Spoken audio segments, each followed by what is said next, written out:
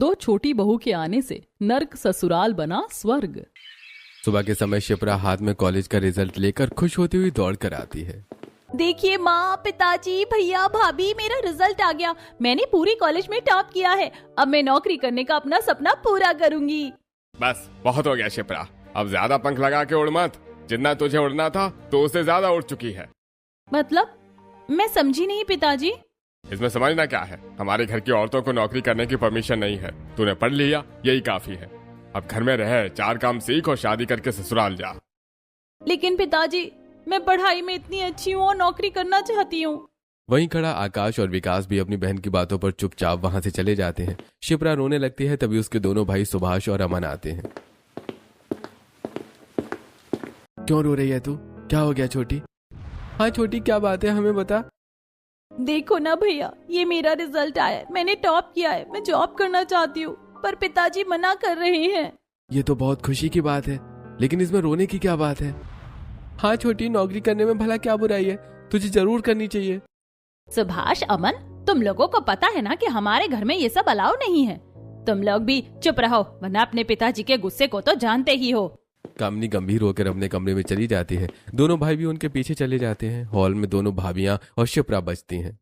देखो शिप्रा, हम तुम्हारे दर्द को समझ सकते हैं, लेकिन अब क्या कर सकते हैं? सिचुएशन के अकॉर्डिंग भी तो चलना पड़ता है ना। जाने दो, हटाओ। शिप्रा रोते हुए अपने कमरे में चली जाती है। दोनों देवरानी जेठानी किचन में जाकर खाना बनाते हुए। आज नंद जी को रोते हुए देखकर अच्छा नहीं लगा, लेकिन इस घर में तो हम औरतों का हाल ही यही है। औरतों को तो ये लोग कुछ समझते ही नहीं है। हाँ दीदी, लेकिन हम कर भी क्या सकते हैं? हम भी तो मजबूर हैं। हमारे ससुराल की इस पुराने नियम को शायद ही कोई बदल पाए। दोनों बातें करते हुए खाना बनाने लगती हैं। तभी गाड़ी की आवाज सुनकर मधु और माया खिड़की से बाहर जाते हैं। वो देखती हैं कि उनके घर के बाहर एक ब्लैक कलर की कार आकर रुकी है और उसमें से एक नकाब पोश लड़की उतरकर उन्हीं के घर की तरफ आ रही है। ये देखकर मधु माया से, देखो माया, वो लड़की फिर आई है। आखिर ये जाती किसके घर है? ये तो पता नहीं दीदी, लेकिन यहीं से आकर गायब हो जाती है और थोड़ी देर बाद वापस चली जाती है। कभी हमें घर वाले बाहर निकलकर देखने भी तो नहीं देते कि आखिर ये है कौन। चलो जाने दो, हटाओ। हमें क्या करना है? जल्दी जल्दी खाना बना लेते, वरना घर वाले गुस्सा करेंगे। वो खाना बनाकर डाइनिंग टेबल पर लगा देती है। सभी लोग डाइनिंग टेबल पर खाना खाते हुए, कल शर्मा जी के यहाँ उनकी बेटी की शादी है। कल शाम को सब लोग जल्दी तैयार हो जाना, वहाँ हमें चलना है। ठीक है, हम सब समय से तैयार हो जाएंगे। खाना खाने के बाद सब कमरों में चले जाते हैं। आकाश के कमरे में मधु एक सूट हाथ में लेकर आकाश से, सुनिए जी, कल इतनी बड़ी पार्टी में जा रहे हैं तो मैं सोच रही हूँ कि मैं ये सूट पहन लेती हूँ। इस बार मैं मायके गई थी तो मेरी माँ ने दिया था, थोड़ा मॉडर्न स्टाइल में है। मधु, तुम्हारा दिमाग खराब है क्या? तुम भूल रही हो इस घर में कुछ बाउंड्रीज हैं जिन्हें तुम क्रॉस नहीं कर सकती। साड़ी पहनी है, बस बात खत्म। उधर विकास के कमरे में माया विकास से बातें करते हुए, सुनिए जी, आप कहें तो मैं कल पार्टी के लिए पार्लर से मेकअप करा लूं। पार्लर जाना है? इसका मतलब तुझे इस घर से बाहर जाना है। एक पार्टी के लिए पार्लर जाने की कोई जरूरत नहीं है। अपनी औकात मत भूलो। घर की औरतें सिर्फ घर में अच्छी लगती हैं, बाहर नहीं। दोबारा ये सोचना भी मत। माया उदास होकर सो जाती है। अगले दिन सब लोग तैयार होकर पार्टी में जाते हैं। अंदर पहुंचते ही कमलेश बहुओं को रोकते हुए, अरे बहुओं, तुम दोनों ध्यान से सुन लो। पार्टी के रंग में रंगने की जरूरत नहीं है। ना ही तुम ज्यादा किसी से बात करोगी और ना ही किसी से मतलब रखोगी। बस खाना खाओ और खाना खाकर चुपचाप घर चलो। जी पिताजी, हम समझ गए। दोनों बहुएं एक कोने में खड़ी रहती हैं। तभी कमलेश और बड़े भाइयों के दोस्त वहां आकर उनसे बातें करते हुए, भाई कितना मजा आया था ना कल रात को पत्ते खेलकर, हाँ कमलेश भाई? हाँ भाई, मजा तो बहुत आया था। अरे आज रात को फिर तुम लोग आओ, फिर से पत्ते खेलते हैं। हाँ हाँ बिल्कुल, बस तुम शराब तैयार रखना, हम मिलकर पत्ते खेलेंगे। देवरानी जेठानी दूर खड़ी होकर ये सुन लेती हैं और आपस में बातें करते हुए, दीदी, हमें हमारे घर के मर्दों को मना करना चाहिए कि इस तरह से पत्ते खेलना अच्छी बात नहीं है। सभी लोग पार्टी में खाना खाकर घर वापस आ जाते हैं। मर्द तुरंत फिर से बाहर जाने लगते हैं। तब मधु, सुनिए तो जी, इतनी रात को कहाँ जा रहे हैं? आकाश और विकास बिना सुने बाहर चले जाते हैं। कमलेश भी साथ चला जाता है, लेकिन सुभाष और अमन अपने कमरे में जाकर सो जाते हैं। घर की औरतें रात के 3 बजे तक जागकर इंतजार करती हैं। तब नींद से परेशान कामिनी, बहू, मुझे बहुत नींद आ रही है। अभी तक तुम्हारे पिताजी आए नहीं। हाँ माँ जी, ऐसा कीजिए, आप सो जाइए। जब वे लोग आएंगे तो हम खाना गर्म करके दे देंगी, आप आराम कर लीजिए। पक्का तुम देख लोगी ना? हाँ माँ जी, आप फिक्र मत कीजिए, जाइए। कामिनी सोने चली जाती है। 3:45 कमलेश, आकाश और विकास वापस आते हैं। चलो भाई जल्दी से खाना लगाओ, तुम लोग गरम करके। हाँ, हमें भूख लगी है। दोनों बहुएं किचन में जाकर खाना गर्म करके लगाती हैं। कमलेश डाइनिंग टेबल पर बैठते ही चिल्लाते हुए, सास कहाँ गई तुम्हारी? वो क्यों नहीं दिख रही है? पिताजी, माँ जी को नींद आ रही थी तो वे सो गई। अरे जब तक मैंने खाना नहीं खाया वो कैसे सो गई? बुला के लाओ उसे। मधु जाकर कामिनी को जगाकर लाती है। तब कमलेश, तुम्हें पता नहीं है क्या, घर के मर्द जब तक खाना न खा ले और औरतों को इंतजार करना पड़ता है। कामिनी, यहीं बैठो जब तक मैं खाना नहीं खा लेता। जी वो नींद ज्यादा आ रही थी तो सो गई थी। आप खाना खाइए, मैं बैठ जाती हूँ। कामिनी सामने कुर्सी पर बैठकर खाना सर्व करती है। सब खाना खाते हैं।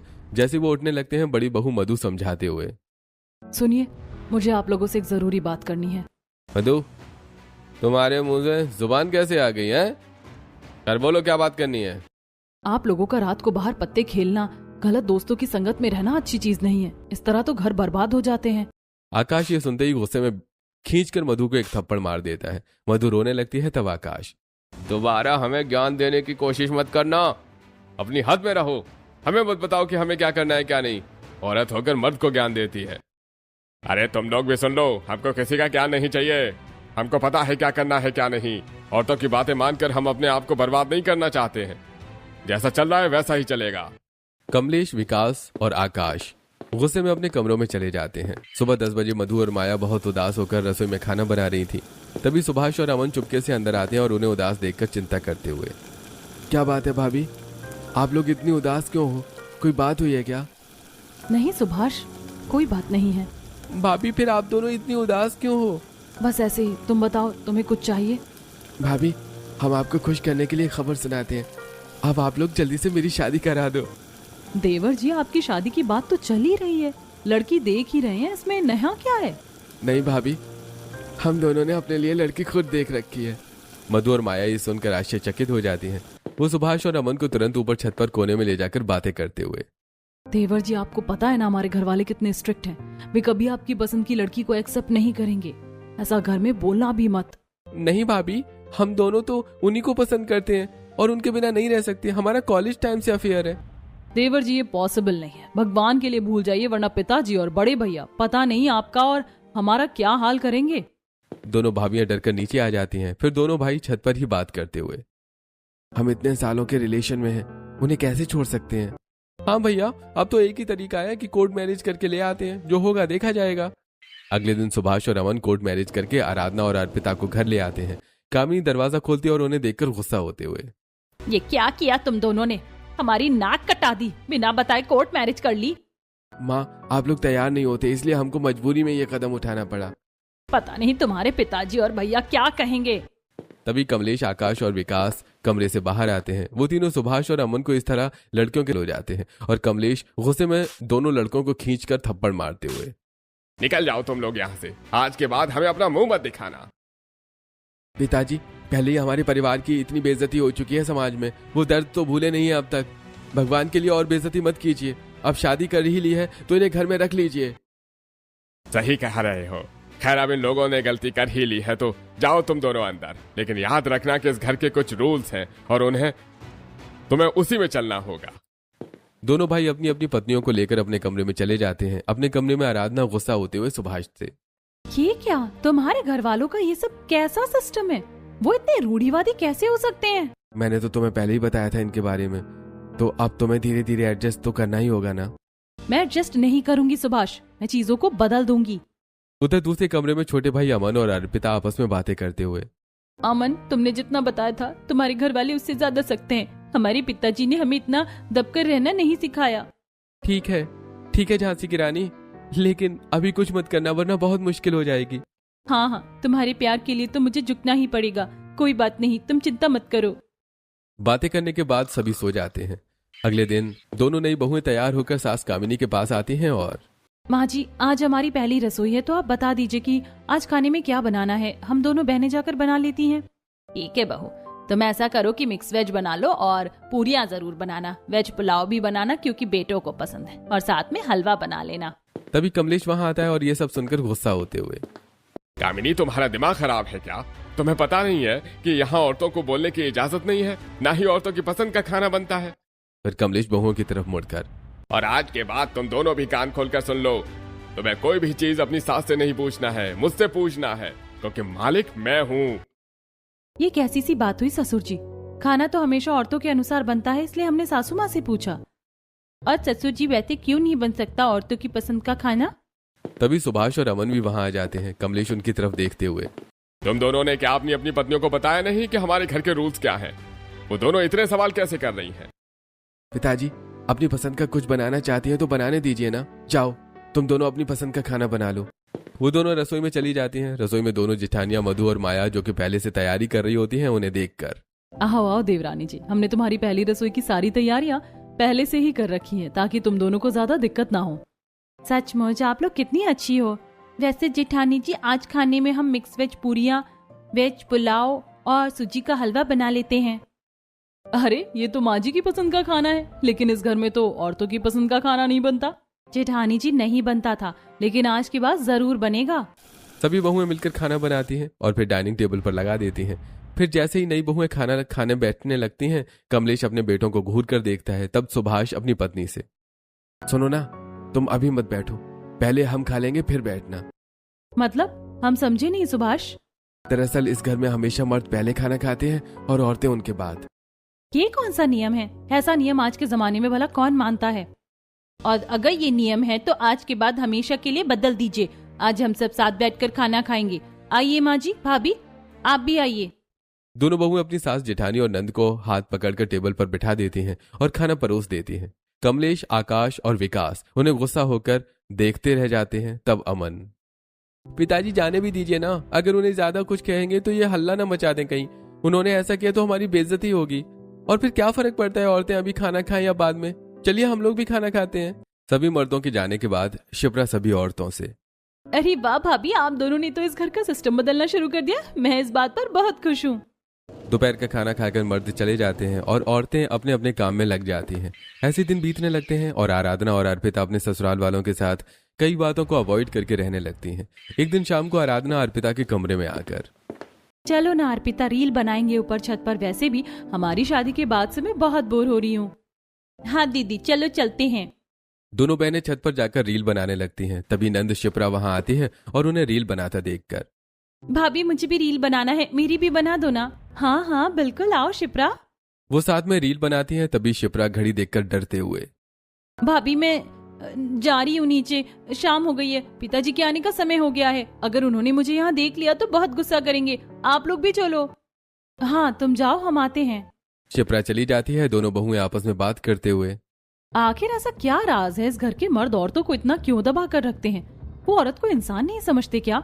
जो भी हो दीदी, हम तो इतना नहीं दब सकते। चलो हम दोनों अपनी रील बनाते हैं। वो फिर से रील बनाने लगती हैं। तभी दोनों छत के किनारे खड़ी होकर देखती हैं कि नीचे सड़क पर एक ब्लैक कलर की कार आकर रुकती है और एक नकाबपोश लड़की नीचे उतरकर उनके ही घर की तरफ आ रही थी। ये देखकर आराधना, अर्पिता देखो वो लड़की, वो नकाब पहनकर हमारे घर की तरफ क्यों आ रही है? कहीं चोर तो नहीं है? हाँ दीदी, हो सकती है, चलो चलकर देखते हैं। वो दौड़कर नीचे आती हैं और बाहर निकलकर चिल्लाते हुए, माँ जी, चोर चोर, बाहर कोई चोर है। कामिनी, मधु, माया और शिप्रा दौड़कर बाहर आती हैं। कहाँ है चोर बहू? माँ जी, अभी तो यहीं पर गाड़ी खड़ी थी और वो हमारे घर की तरफ ही आ रही थी। कहीं कुछ चोरी तो नहीं किया उसने? नहीं, हम कई बार उसको देखते हैं, पता नहीं कौन है और क्यों आती है, लेकिन उसने कभी कोई चोरी नहीं की। तुम चिंता मत करो। वो सभी बाहर खड़ी होकर बात ही कर रही थी कि तभी कमलेश अपनी सभी बेटों के साथ ऑफिस से आ जाता है और औरतों को बाहर खड़ा देखकर गुस्सा होते हुए, तुम औरतें यहाँ बाहर क्या कर रही हो? चलो अंदर। सब लोग अंदर आ जाते हैं। कमलेश हॉल में चिल्लाते हुए, ये कौन सा तरीका है? तुम लोग बाहर खड़ी थी, औरतों को कब बाहर निकलने की परमिशन हो गई? हाँ, तुम्हें मना किया है ना? ये क्या बात हो गई ससुर जी? हम तो वो लड़की को देखकर। चुप रहो तुम। सुभाष, इसे समझा लो, आज के बाद बाहर मत निकले और पिताजी की बात न काटे। ये कौन सी बात हुई? हम कोई कैदी नहीं है, आपने तो हमें कैद कर दिया है। सुना तुम लोगों ने, पिताजी जैसा कह रहे हैं वैसा ही करो। कैसी बातें करते हो सुभाष? तुम्हें पता है हम इतने कैद में नहीं रह सकते हैं, और हमसे ऐसी उम्मीद करना भी मत। वैसे भी जब से हम शादी करके आए हैं तुम हमें लेकर ही कहाँ गए हो? अच्छा बाबा, मैं जानता हूँ कि जब से तुम लोग शादी करके आई हो बाहर नहीं निकली। आज हम बाहर जाने का प्लान बनाते हैं और रात का खाना बाहर खाते हैं। हाँ पिताजी, आज चलिए हम सब बाहर खाना खाने चलेंगे। सबका मन बदल जाएगा। ठीक है, बाहर खाना खाने चलेंगे, लेकिन अपनी औरतों को समझा देना कि बाहर किसी से कोई बात नहीं करनी है। जी पिताजी। थोड़ी देर बाद सभी तैयार होकर बाहर आते हैं। कमलेश देखता है कि उसकी दोनों नई बहुओं ने मॉडर्न ड्रेस पहन रखी है। ये देखकर कमलेश गुस्सा होते हुए, ये तुम दोनों ने कैसे कपड़े पहन रखे हैं? क्या तुम्हें पता नहीं है कि हमारी घर की बहुएं सिंपल साड़ी पहनती हैं? आज के जमाने में आप ये कैसी बातें कर रहे हैं पिताजी? हम तो ऐसे ही कपड़े पहनते हैं और ऐसे ही पहनेंगी। अरे जाने दीजिए पिताजी, आजकल तो सब ऐसे ही कपड़े पहनते हैं और फिर आखिर इसमें बुराई ही क्या है? वैसे भी समय के साथ चलना चाहिए। पिताजी मैं तो कहता हूँ कि हम लोगों को भी मॉडर्न कपड़े पहनना चाहिए, कम से कम कोई हमें गवार तो नहीं समझेगा। अच्छा हम लोग ना सही तो दोनों भाभियां तो मॉडर्न कपड़े पहन सकती हैं ना? तुम दोनों इन्हें ले जाओ अपने साथ, अपने जैसे कपड़े ही पहना कर ले आओ। मौका पाकर दोनों बहुएं अपनी जेठानियों को ले जाकर मॉडर्न कपड़े पहना कर ले आती हैं और ससुर जी बस मुंह देखते रह जाते हैं। फिर सभी लोग रेस्टोरेंट जाते हैं। वहां खाना खाते समय अर्पिता की नजर दरवाजे पर पड़ती है, जहां वही नकाबपोश लड़की इन्हें छुप कर देख रही थी। तब उसका चेहरा भी खुला था। अर्पिता उसका चेहरा देख लेती है और फिर अर्पिता को अपनी तरफ देखते हुए देखकर वो लड़की उसी ब्लैक कार में बैठकर चली जाती है। दीदी देखो, वो गाड़ी तो वही थी और ये लड़की हमें चुप कर देख रही थी। कहीं ऐसा तो नहीं कि इसके पीछे कोई राज हो? ये तो नहीं पता अर्पिता, हम किससे पूछें? जाने तो छोड़ो। वो खाना खाकर सब घर वापस आ जाते हैं। घर आते ही कमलेश अपने बेटों आकाश और विकास के साथ बाहर जाने लगता है। तब कामिनी, देखिए मैं आपको कितनी बार समझा चुकी हूँ कि ये पत्ते खेलना, ऐसे दोस्तों के साथ होना हमें सिर्फ बर्बादी की तरफ लेकर जा रहा है। कमलेश कामिनी की बात सुनकर उसे मारने के लिए थप्पड़ उठाता है। तभी आराधना आगे बढ़कर उसका हाथ हवा में ही रोकते हुए, होश में आइए पिताजी, ये क्या आप अपनी पत्नी पर थप्पड़ मार रहे हैं? आपको शर्म नहीं आती? तू होश में रह बहू, तूने मेरा हाथ पकड़ने की हिम्मत कैसे की? पिताजी हमारे रहते इस घर में ये अनर्थ नहीं हो सकता। सुभाष इसे समझा दे, ये मुझसे दोबारा सवाल न करे वरना अच्छा नहीं होगा। चलो बेटो। कमलेश, आकाश और विकास गुस्से में चले जाते हैं। आराधना अपनी सास कामिनी पर बरस पड़ती है। माँ ये क्या है? पिताजी और दोनों भाई अपनी मनमानी करते हैं और आप कभी कुछ कहती भी नहीं। आखिर आप लोग उन्हें रोकती क्यों नहीं? बहू तुम नहीं जानती, मेरे चुप रहने की भी एक बहुत बड़ी वजह है। क्या वजह है माँ, बताइए ना हमें। नहीं बता सकती और इस बात को यही खत्म कर दो। कामिनी रोते हुए कमरे में अपने चली जाती है। सुभाष और अमन अपनी बीवियों से, जाओ आराधना, तुम चारों माँ के कमरे में जाओ और उन्हें समझाओ। औरत ही औरत के दर्द को समझ सकती है। हाँ भाभी, माँ आपको जरूर समझेंगी और शायद वो आपसे अपने दुख भी बांट लें। चारों बहुएं कामिनी के कमरे का दरवाजा खोलकर अंदर जाती हैं तो देखती हैं कि कामिनी एक फोटो को सीने से लगाकर रो रही थी। बहुओं को देखकर वो चौंकते हुए तुरंत बिस्तर के नीचे फोटो छुपा देती है। माँ जी आप क्यों रो रही हैं? क्या हुआ? वो सब छोड़ो बहू, कुछ नहीं हुआ। तुम लोग क्यों आई हो? माँ जी आप अभी इस बिस्तर के नीचे क्या रख रही थी, हमें दिखाइए। कुछ नहीं है बहू, तुम लोग अपने कमरे में जाओ। माँ जी ने जो फोटो बिस्तर के नीचे छुपाई है, मैंने उसका चेहरा देख लिया है। वो तो उसी नकाबपोश लड़की से मिलता है। आखिर कौन है ये लड़की? माँ जी मत रोइए, भगवान ने चाहा तो सब ठीक हो जाएगा, आप आराम कीजिए। आराधना, अर्पिता तुम लोग जाओ अपने कमरे में, अब सो जाओ। आराधना और अर्पिता कमरे में चली जाती हैं। रात के 2 बजे का समय है। आराधना पानी पीने किचन में आती है। वो देखती है कि रसोई में कामिनी, मधु और माया मिलकर इतनी रात को पकौड़े तल रही हैं। जेठानी जी, माँ जी, ये क्या? खाना तो बन चुका था और आप लोग इतने समय रसोई में क्या कर रही हैं? हाँ बहू, वो तुम्हारे ससुर और दोनों बड़े बेटे अभी अभी आए हैं ना, तो उनको गर्मा गर्म पकौड़े चाहिए थे, इसीलिए हम वही बना रहे थे। लेकिन आप लोग इतनी रात को परेशान हो रही है, सुबह खिला देती।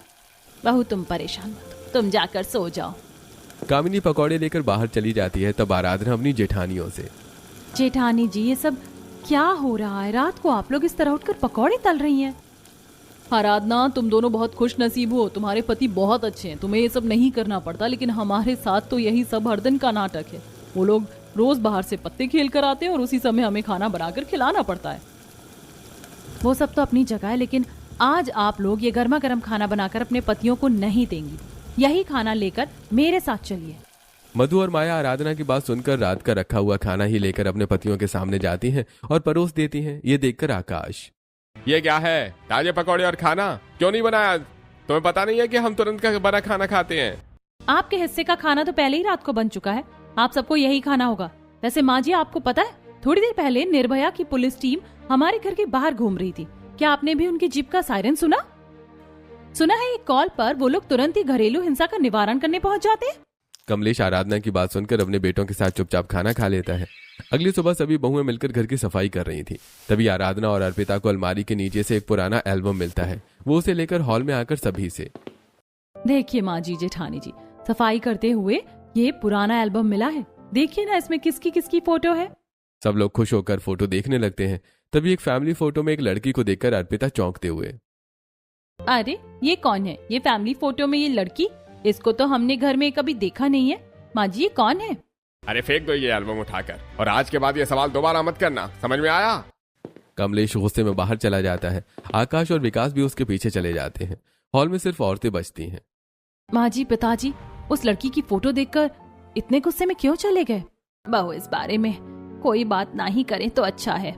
कामिनी रोते हुई अपने कमरे में चली जाती है। तब मधु, ऐसे बहुत सारे सवाल हैं जिनका जवाब हमें भी चाहिए, लेकिन इस घर में औरतों को सवाल करने की परमिशन नहीं है। तुम लोग भी इस बात को जितनी जल्दी समझ लो उतना अच्छा है। मधु माया अपने कमरे में चली जाती है। तब आराधना अर्पिता से, कौन है वो फैमिली फोटो वाली लड़की? आखिर इतनी नफरत क्यों है उस लड़की से इन लोगों को? दीदी, ये तो सिर्फ माँ जी ही बता सकती हैं। हमें उनके पास चलकर सच्चाई पूछनी चाहिए। दोनों बहुएं अपनी सास के कमरे में जाती हैं तो देखती हैं कि कामिनी एक फोटो को गले से लगाकर फिर से रो रही थी। माँ जी, हम आपका दर्द समझ सकते हैं। हमें प्लीज सच्चाई बताइए कि आखिर पिताजी इतने स्ट्रिक्ट क्यों हैं? कौन है वो फोटो वाली लड़की और आप किसकी फोटो को गले लगाकर रो रही हैं? क्या ये दोनों लड़कियां एक ही हैं? हाँ माँ जी, प्लीज हमें बताइए, हम भी तो इसी घर का हिस्सा हैं। ठीक है बहू, आज मैं तुम्हें सब बताती हूँ। इस लड़की का नाम रश्मि है। ये हमारी बड़ी बेटी है। इसे बचपन से ही टेनिस खेलने का बहुत शौक था। यही तो बस हमारे साथ रहती थी। बाकी तुम दोनों के पति और शिप्रा को बचपन से ही अपनी पढ़ाई के लिए हॉस्टल भेज दिया गया था। रश्मि हाथ में एक मेडल लेकर खुश होती हुई कामिनी के पास आती है। माँ, मुझे टेनिस खिलाड़ी बनना है और देखो ना, आज मैंने टेनिस में ये मेडल जीता है। मैं बहुत खुश हूँ। अरे वाह बेटा, ये तो बहुत खुशी की बात है। पिताजी, मुझे टेनिस खेलने के लिए बाहर जाना है। मैं नेशनल में सिलेक्ट हुई हूँ।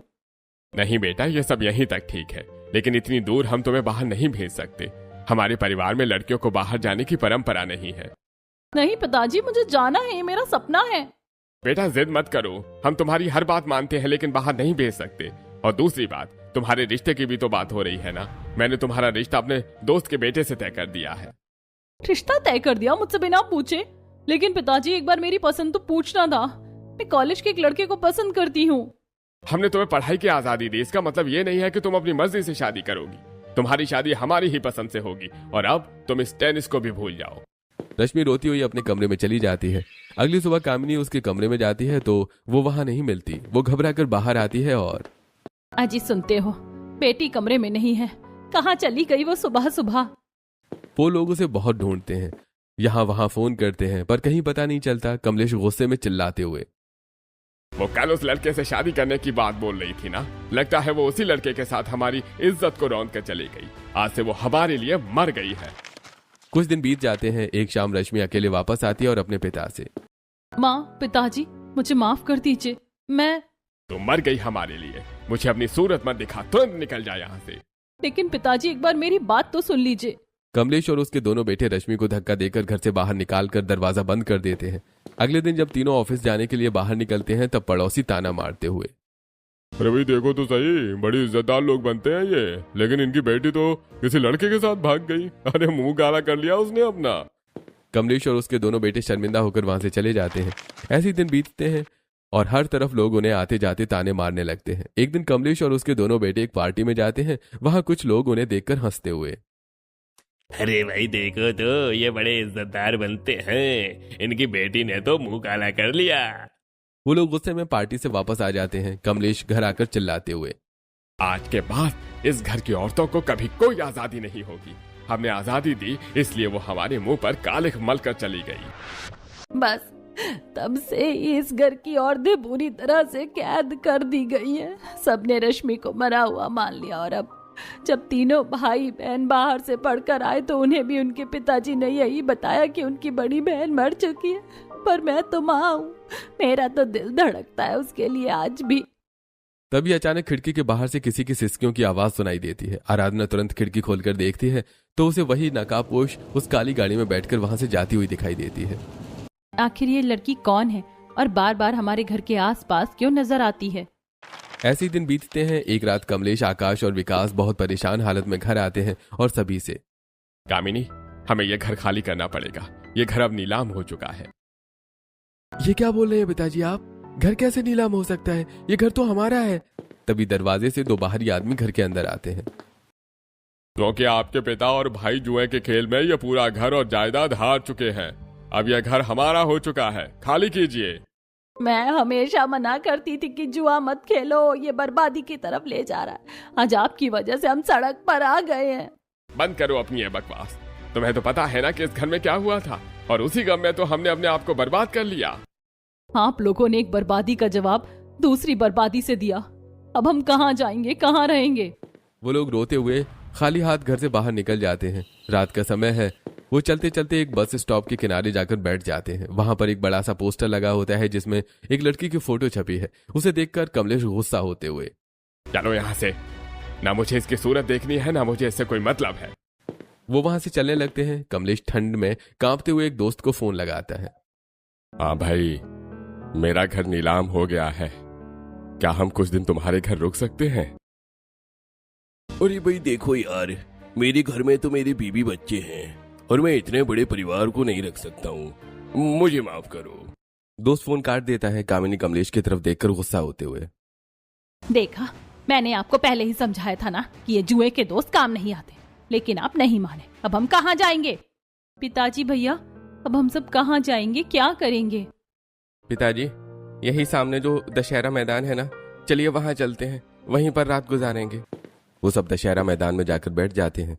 तभी एक ब्लैक कलर की गाड़ी आकर रुकती है और उसमें से एक आदमी कुछ खाना और बिस्तर लेकर बाहर आता है और उन्हें देते हुए, आप लोग ये खाना खा लीजिए और ये बिस्तर लगाकर सो जाइए।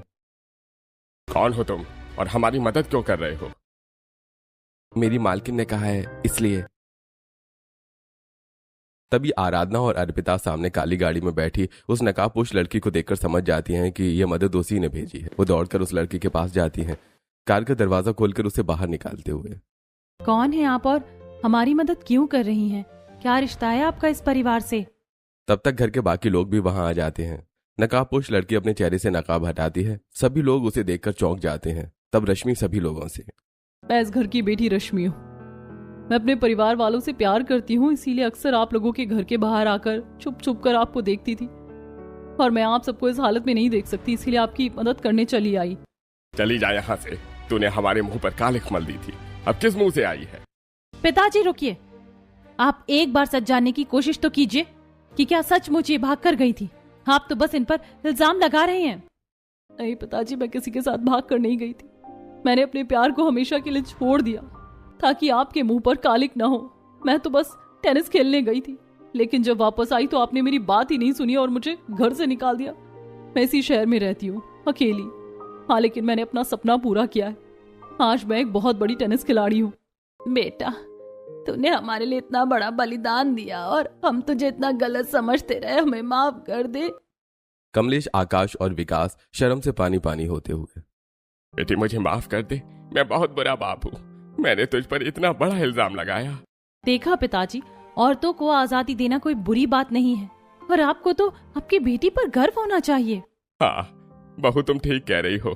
आज से सारे नियम बदल जाएंगे और बहुओं को पूरी आजादी मिलेगी। शिप्रा बेटा, अब तुम भी जॉब कर सकती हो। तुम में से जिसको जो करना है वो कर सकती है। आज से पूरा सिस्टम बदल गया। रश्मि सबको अपनी गाड़ी में बैठाकर अपने बड़े से आलीशान घर में ले जाती है। चारों बहुएं और रश्मि खुश होकर एक दूसरे का हाथ पकड़ती हैं और पूरे घर में खुशियां छा जाती हैं।